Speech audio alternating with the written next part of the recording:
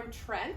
And he said he was a first-time camper, and he was looking for 5 tips for a first-time camper. Now, he obviously hasn't read the book yet, or he wouldn't be asking us for tips. But we'll go ahead. We're going to. Or maybe we're the right people to ask for tips, because what is it they say? You learn more when something goes wrong than when things go right. Okay, well, so in that case, we're experts. You're right. We're perfect. I take it back. So I've been thinking about. I mean, I feel like there's way more than 5, but we were talking, and we'll give you our top 5 that we came up with. 5 they came up with. Well, the 5 that we for a first-time camper, because I guess if you're more advanced, we would give you different tips. But for a first-time camper, we've got some tips. So my first one would be regarding food, and that is to keep your meals as simple as possible. And when I say that, I mean real simple, like get a stick, get a hot dog, stick the hot dog on the end of the stick, put it in the fire, and cook yourself a hot dog dinner. It's super easy, and there's no cleanup. You just toss your stick into the fire or back into the woods when you're done.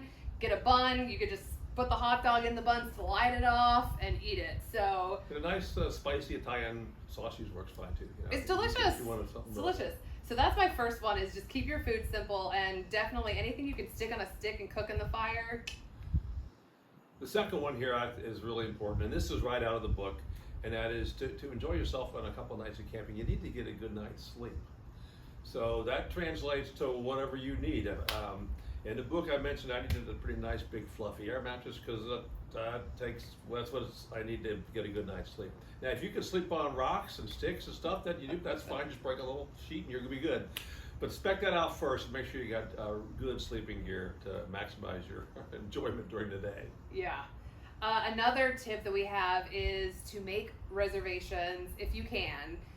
If you read Tent for 7, you'll see that was a huge problem for us. Well, it's before you can make reservations, really. But. Well, that is true. So these days, I feel like most campsites take reservations, and I really would recommend looking at the map, finding a nice spot I guess everybody has different tastes, but we always like to find the secluded spot by the river. So scope out the map ahead of time, and definitely, if you can, make a reservation. You do not want to show up at a campground and have to circle around just to find out that all of the campsites are taken, or end up at the latrine, pitching your tent right next to the bathroom. You don't want that either. Usually the last one to go. Right? Yeah. This next one, again, from the book, maybe a little over the top, but we love having a nice campfire at night.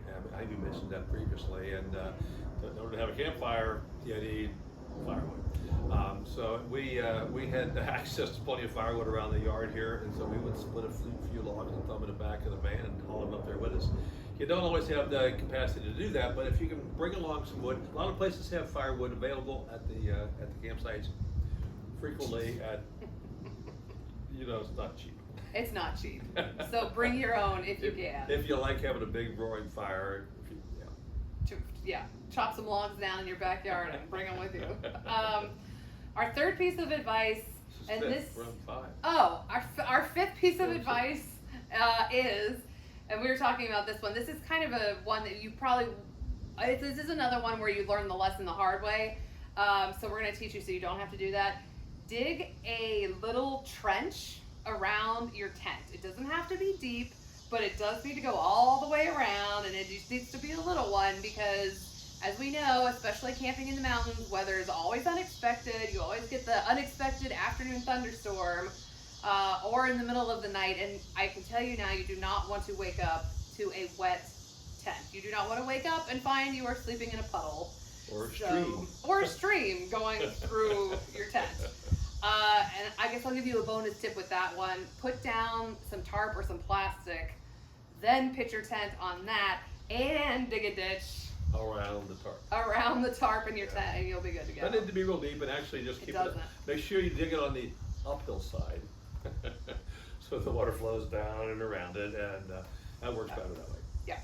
So those are our 5 tips. So Trent, I hope you have a fantastic first camping experience, and I hope our tips help you. And if anybody else has questions about camping or writing the book or anything else, just let us know and we'll answer your question next. Thank you. Thank you.